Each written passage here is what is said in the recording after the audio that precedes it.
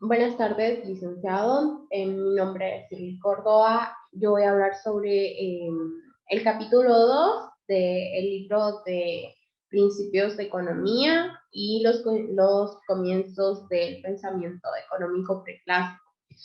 Bueno, cuando nosotros hablamos del pensamiento económico preclásico, nos damos cuenta de que es un proceso de la teoría moderna, bueno, la teoría económica moderna, por lo general achaca todos los problemas económicos en la escasez, ¿verdad?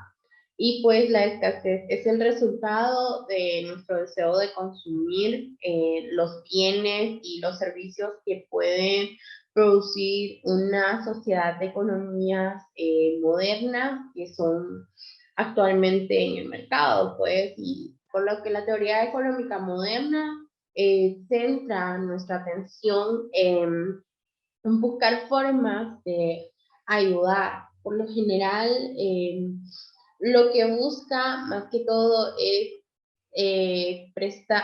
reducir la escasez y prestar mucho menos atención al uso de la fuerza. Y pues esto es práctico. Bueno, entrando ya de lleno en los primeros pasos de la economía preclásica, moderna, de los principios de economía, del pensamiento económico preclásico. En los comienzos, la doctrina preclásica, en ella se observan dos aspectos importantes.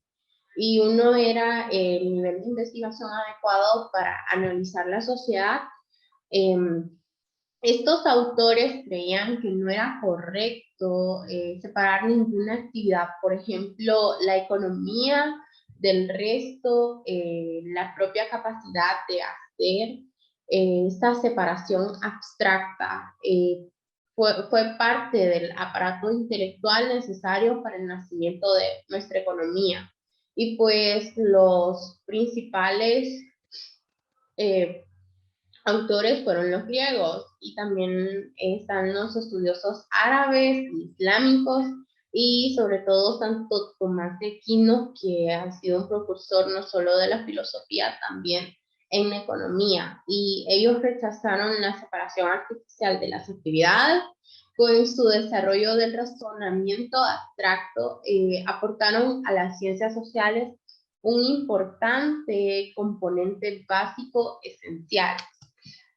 Bueno, mientras tanto en el Medio Oriente surgieron otros pensadores de la economía clásica, del pensamiento económico, que está Guanzhong, que este sostenía que cuando un bien era abundante, o sea, cuando había abundancia de la riqueza, se volvía ligero y su precio bajaba. Esto es prácticamente el producto de precio-demanda, costo-demanda, perdón, que entre más abundante es un producto, el precio va bajando. Por ejemplo, digamos que en nuestro país hay una alta producción de café en todo el país. El café a nivel mundial puede ser caro porque hay países que no lo producen. Entonces, en nuestro país, que es productor de café, el café se vuelve más barato. O sea, ¿qué es lo que vale una bolsita de café en Honduras? 3, 4 lempiras vale una bolsita de esas en las que puede salir hasta 6 o 10 tazas de café. Entonces, esto también pasa en el resto del mundo. Cuando hay abundancia, el precio se vuelve ligero, el producto, y su precio baja. Y cuando se guardaba bajo llave, o sea, cuando se da eso de que almacenan alimento, se vuelve pesado y su precio subía. Un ejemplo claro que tenemos a destacar es el aumento en el precio de las mascarillas quirúrgicas y todo tipo de mascarillas el año pasado cuando empezó la pandemia. Se vino el precio de una mascarilla cualquiera como esta, tenía un precio hasta de 20, 30 lempiras, porque había poco y los que tenían guardado aprovecharon esa situación para aumentarle el precio.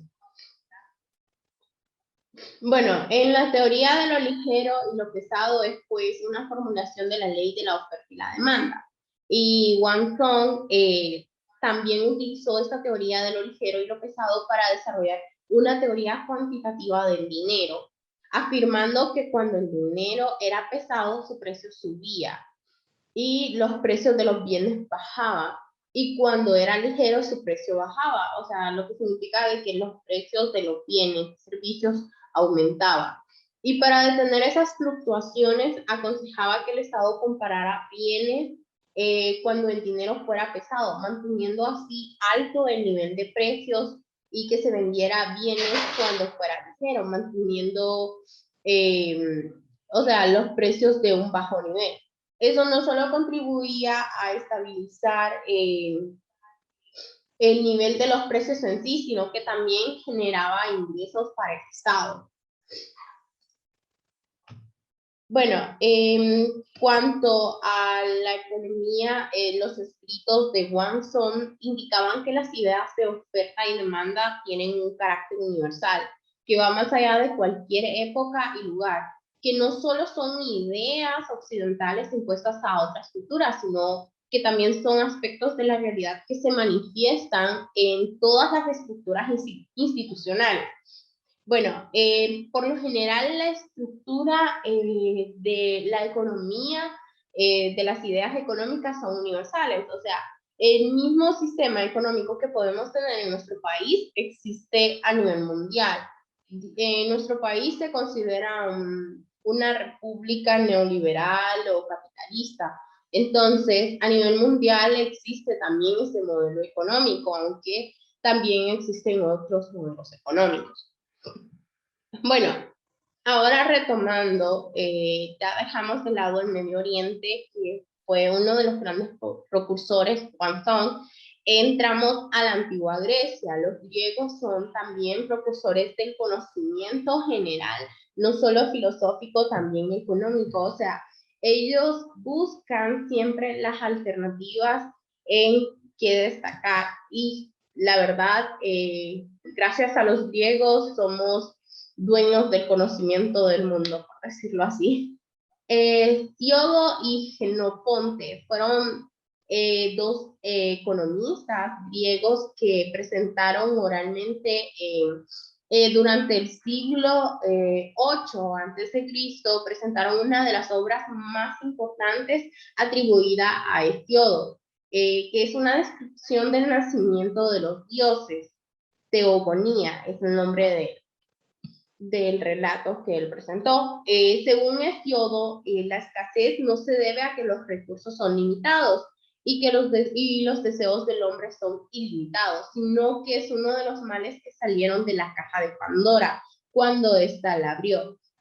Pandora es una diosa o es una especie de deidad mitológica griega y pues Hesíodo expone sus ideas económicas en los trabajos y los días, obra en la que inicia una búsqueda de respuestas a cuestiones económicas y por esto prosiguió durante 2 siglos. Hesíodo, que era agricultor, estaba bastante interesado en la eficiencia. Bueno, aquí lo que se refiere es que la escasez no se debe a que la producción sea limitada. O sea, nosotros producimos azúcar. En toda la zona norte hay cañeras, hay productoras de azúcar. Bueno, ¿qué pasa? Digamos que nuestra producción no es basta para todo el país, que somos un país sobrepoblado, es un ejemplo, y pues nosotros tenemos nuestros recursos limitados, pero también tenemos grandes estándares porque la necesidad incrementa y la producción o la comida disminuye. Entonces, si nosotros somos una población estamos con un estado sobrepoblado, lo que va a presentar esto va a ser una escasez Y pues aunque los recursos sean limitados, como dice Hesiodo, y que la escasez no se deba a esto, pues, eh, pues lo que pasa es que nosotros lo que hacemos es que nos limitamos nosotros mismos, aunque en el aspecto económico se vienen bastantes variantes, ya que según lo que expone Hesiodo, pues nuestros pensamientos o nuestros ideales siempre van más allá. Quizás la escasez se deba a la mala organización o a la, se deba a la mala organización o también a la mala administración de los recursos que ya tenemos.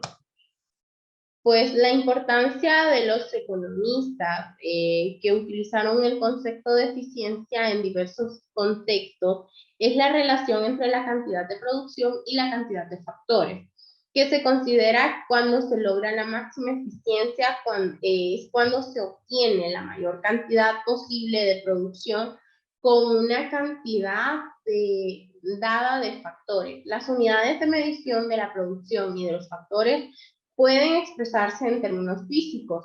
Por ejemplo, los quintales de trigo por acre o por manzana de tierra, o en unidades monetarias, que serían los dólares de producción o de factores. Bueno, la importancia de la eficiencia se debe a que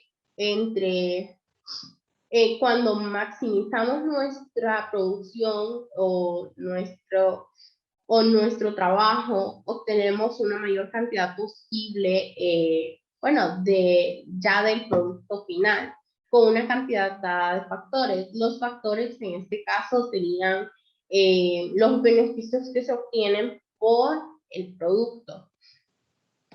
También otro de los economistas claros está Aristóteles, que también destaca en la rama de las ciencias, en filosofía, en sociología, en varias ramas.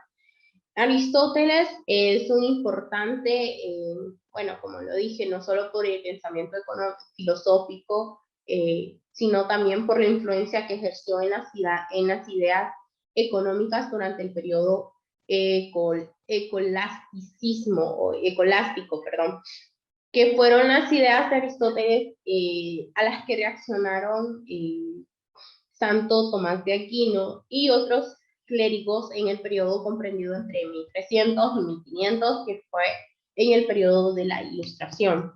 Bueno, el planteamiento económico aristotélico, el maestro, pues Aristóteles, el maestro de Aristóteles, que fue Platón, afirmó que la clase gobernante de su sociedad ideal, los soldados y los filósofos, no debían poseer propiedad privada, sino propiedad comunitaria para evitar conflictos. Ahí fue cuando nació la idea central de lo que actualmente conocemos como comunismo o socialismo, que para evitar conflictos por la propiedad que pudieran desviar su atención de cuestiones más importantes, bueno, o sea, se dictó de que no debían poseer propiedad privada, sino que esta debía pertenecer a toda la comunidad.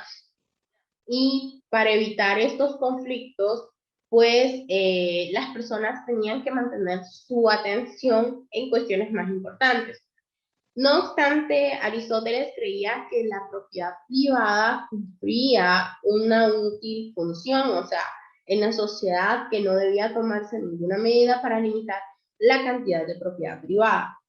La función que tal vez cumplía la propiedad privada en ese momento era la utilidad de pertenencia, porque tal vez tenía la opción de pertenecer a un gobernante que tal vez había trabajado, o tal vez era un patrimonio familiar, dicho de este modo, ¿verdad? Y pues entramos al pensamiento árabe islámico, siempre en el Medio Oriente, que en el contexto, pues, los autores arábicos islámicos eh, como los escolásticos también los siguieron, ellos escribieron un entorno muy diferente al nuestro, que los economistas modernos abstraen las actividades económicas de la totalidad de la vida humana, lo cual sea correcto, o sea, en el siglo XXI en el cual estamos para analizar nuestras complejas economías, tratamos de ver en qué actividades económicas son extraordinariamente importantes, o sea, lo más importante que nosotros podemos realizar como sociedades copiando los modelos económicos de las sociedades más desarrolladas. Bueno, los autores árabe islámicos consideraban todos los aspectos de la actividad humana, especialmente las consecuencias de esta actividad, de lo cual la actividad económica era una pequeña parte para la salvación del individuo. No se realizaba un análisis económico. Ellos formaban de una forma independiente, perdón, valga la redundancia, como hoy. Los estudiosos islámicos medievales, ellos examinaban, por lo contrario, de las cuestiones económicas en el contexto más amplio de sus ideas religiosas. O sea, ellos trataban de mezclar sus ideales religiosos con las ideas filosóficas de los economistas de la época clásica. Por ejemplo, Abu Hamid al-Ghazali, que escribió, al igual que otros estudiosos árabes, bueno, él escribió siguiendo su enfoque que integraba las facetas filosóficas. Él era ético, sociólogo y economista de la sociedad. Él escribió de acuerdo a las creencias religiosas que predominaban en la época y el lugar en el que vivía, o sea, él se basó en su entorno y fue uno de los intelectuales más importantes del Islam medieval.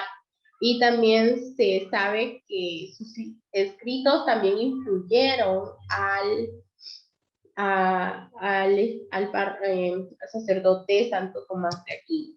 Bueno, en su descripción de la evolución de los mercados mediante el intercambio voluntario, fue notable que perspicazmente, o sea, fue perspicaz para alguien que escribió en el siglo XI, al igual que su comprensión de el modo en que los mercados relacionan y coordinan las actividades económicas con la evolución de la especialización y también la división del trabajo. Antiguamente, una barra de pan, o sea, una rebanada de pan o un pan, podría ser el resultado de las actividades de una sola familia. O sea, tal vez ellos subsistían realizando pan, entonces tal vez una sola rebanada de pan, un solo pan podría ser toda la producción de ellos. Entonces, ellos, bueno, que sembraban, recolectaban y molían el grano, ellos lo producían desde cero y preparaban y horneaban el pan. El, el economista Agastali observó que en su tiempo una barra de pan podía ser el producto de 1000 trabajadores o más, dándose cuenta que la creciente especialización y división del trabajo genera intercambios económicos. O sea, entre más división y especialización hay, más intercambios económicos se pueden generar. Y él fue capaz de señalar que las dificultades del trueque y la consiguiente necesidad de contar con una moneda para facilitar estos intercambios. O sea, en ese entonces se basaban en el trueque. Si yo tenía pan, tú tenías arroz, y así yo te daba pan, tú me cambiabas por arroz. Entonces, él vio la necesidad de crear un sistema monetario que facilitara los intercambios. También examinó otros muchos temas económicos, como el gasto público, la tributación, los préstamos, las monedas y la falsificación de las mismas. También él el interés y la usura, y la mejor forma de recaudar impuestos para repartir correctamente la carga fiscal en la sociedad. O sea, él empezó a implementar el sistema actual que nosotros conocemos como el de rendición de cuentas, un sistema tributario en el cual pagamos nuestros impuestos, ya sea de forma directa o de forma indirecta. De forma directa, cuando vamos específicamente al SAR y pagamos impuestos de renta, impuestos de venta, y así. Y de forma indirecta, cuando vamos a la pulpería de nuestra vecina, o cuando vamos al súper o a otro lugar, ahí estamos pagando impuestos de forma indirecta. Bueno, la necesidad y el deseo. Bueno, la corriente económica principal moderna no distingue entre las necesidades y los deseos humanos, especialmente en una sociedad en la que el hogar o la unidad familiar ya no es autosuficiente. Actualmente, los hogares no solo producen poco de los bienes que consumen, sino que incluso compran muchos servicios en el mercado. O sea, actualmente se ve menos la producción propia, la producción individual. Es raro que una familia produzca lo que va a consumir.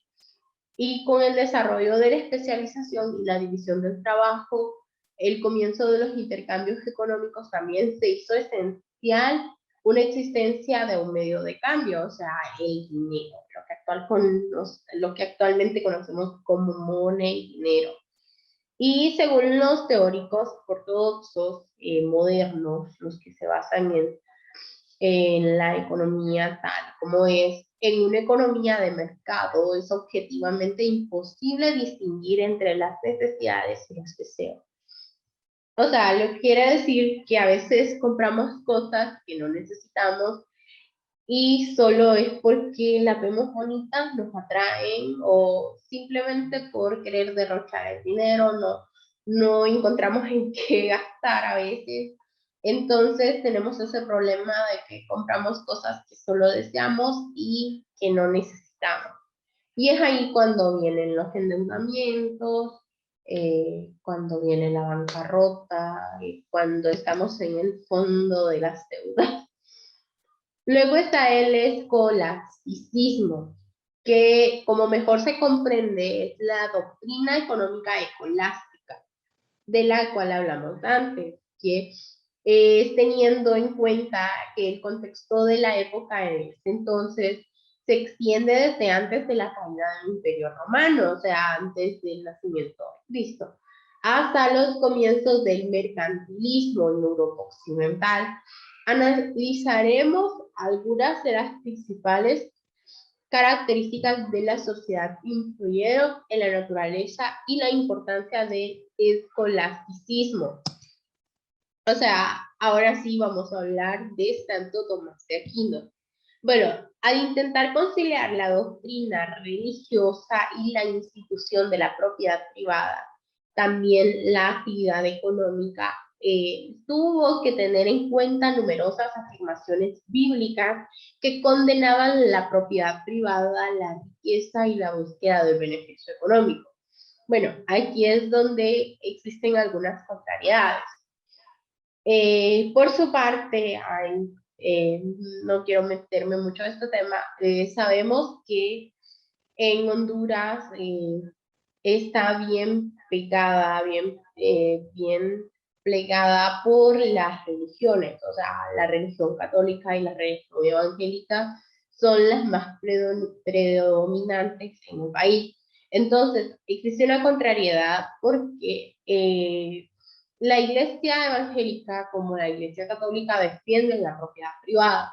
Entonces, Santo Tomás de Aquino, un sacerdote que era demasiado adelantado a su época, pues él buscaba, tuvo que tener en cuenta las afirmaciones de la Biblia en las cuales se condena la propiedad privada. O sea, según la Biblia, Jesús era comunista prácticamente, en pocas palabras.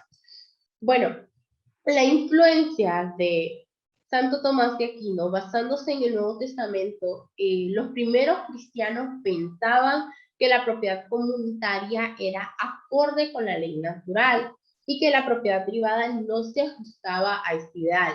Por lo tanto, las primeras sociedades cristianas inspiradas en la vida de Jesucristo y sus apóstoles eran comunitarias, pero los primeros autores escolásticos llevaban mucho tiempo tratando de demostrar que no era incompatible con las enseñanzas religiosas, que los seglares tuvieran alguna propiedad privada en el siglo XIII.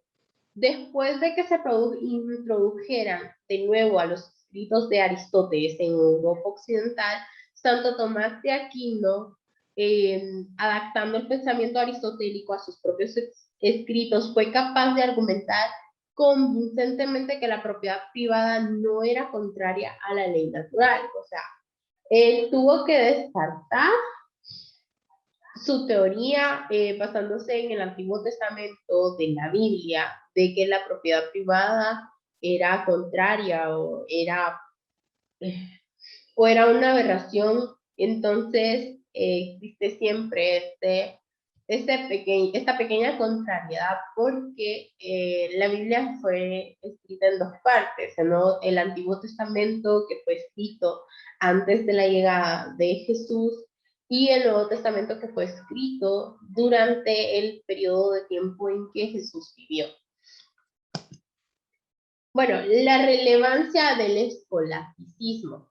Aquí sí ya vamos ya para cerrar, que las cuestiones éticas planteadas por la escuela medieval siguen siendo relevantes desde un punto de vista muy general, que seguimos preguntándonos qué constituye la buena vida y con qué criterio debemos evaluar la cantidad de nuestras experiencias y actividades que como seres humanos.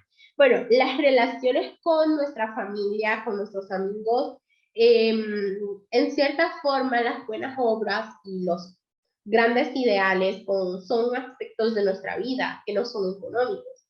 O sea, tenemos nuestra familia, nuestras amistades, todos ellos no representan un aspecto económico de nuestras vidas, aunque en algunas ocasiones sí. Bueno, ellos pueden considerarse o no en el contexto de una determinada doctrina religiosa. O sea, la iglesia medieval tenía que la creciente actividad económica alejara la mente y los corazones de los hombres de las preocupaciones religiosas y éticas y las acercara al materialismo. O sea, fue un gran problema que se dio porque la iglesia tenía un planteamiento o una doctrina muy ortodoxa, muy estricta. Entonces, lo que pasó durante la época medieval, surgió, surgió esto de que las personas no tenían mucho conocimiento acerca de lo que se esperaba. Entonces, todas las ideas revolucionarias o que fueran contrarias a la doctrina como tal, eran prácticamente mal vistas, o sea, a veces acusaban de herejes a las personas que compartían su conocimiento para abrir las mentes de las mayorías. Entonces, se dio siempre este problema de que la iglesia creyó que las personas se alejarían de Dios, en pocas palabras. Entonces, esto fue como una base para llegar a la época del oscurantismo, el conocimiento estaba cerrado, estaba prohibido ante los ojos de la sociedad. Entonces, podemos ver que la teoría preclásica, o sea, los principios de la economía preclásica, del pensamiento económico, están bien basados en nuestros antepasados, en esas personas, en esos filósofos o economistas que sentaron las bases para lo que nosotros somos actualmente. Bueno, no nuestro país, ¿va? Pero como sociedades tenemos una economía estable, salimos de esa burbuja, aunque hay unos que también están en otra burbuja, pero Ya ese es otro asunto. Bueno, licenciado, esto ha sido todo por mi parte. Que tenga una excelente tarde.